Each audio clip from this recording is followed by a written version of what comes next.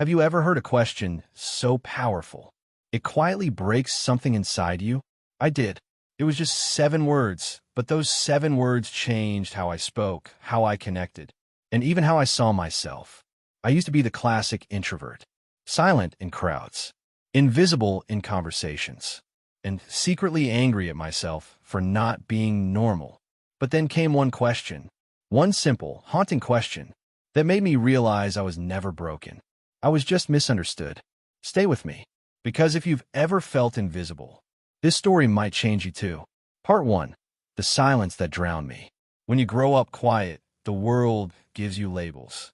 Shy, weird, antisocial, and slowly you start believing them. You wear silence like armor, because every word feels like a risk. I remember being at a birthday party once, everyone laughing, talking, connecting, and there I was, standing near the wall, pretending to check my phone. Someone walked up and asked, "Why are you always so quiet?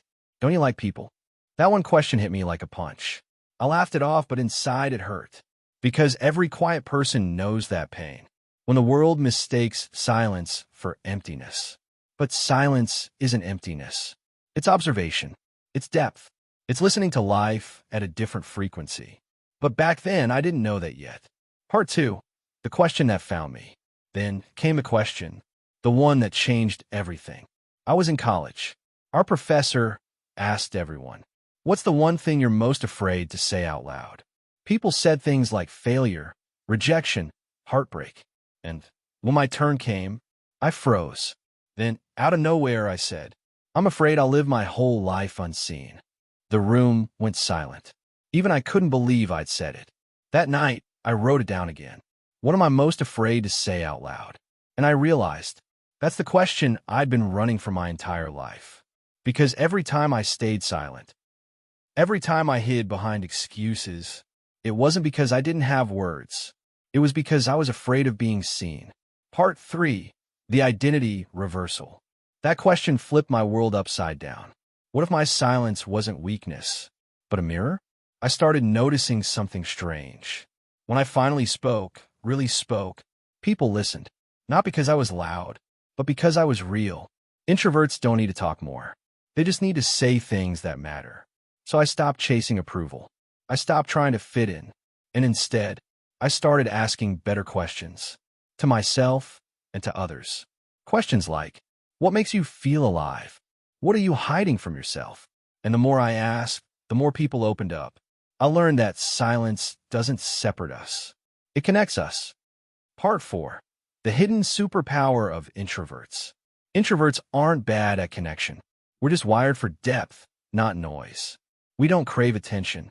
We crave understanding. And once I accepted that, life started to make sense. Silence stopped being my prison and became my power.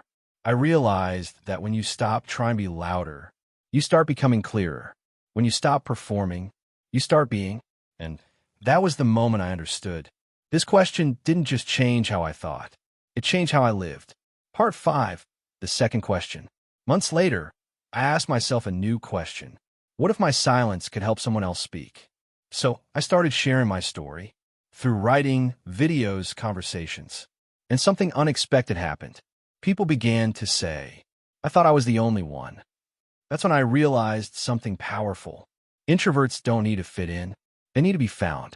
Because when one quiet person speaks, 1,000 others finally feel heard. Part 6. The moment of truth. Looking back now, I finally get it. That one question I asked myself, it was never about fear. It was about truth. You see, fear always tells you to stay quiet. But truth, it whispers, speak anyway. And the moment you dare to speak your truth, even if your voice trembles, even if no one claps, something strange happens. The world begins to listen differently. Not because you're loud, but because you're real. You don't have to shout to be heard. You just have to be true. Because when you speak from that place, the quiet place of honesty, your words travel farther than noise ever could. And that's when I realized your voice, no matter how soft, can move mountains. Before you sleep tonight, try this. Ask yourself the question out loud.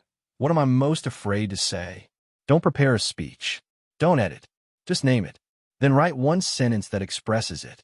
That single act, saying, writing, witnessing, is the smallest revolution you can lead. Repeat it once a week. Notice the way people lean in differently when you've said the thing that mattered. Notice how your own chest loosens when you're no longer the only keeper of your truth. Over time, those single sentences stitch into a voice that doesn't demand applause, it demands presence.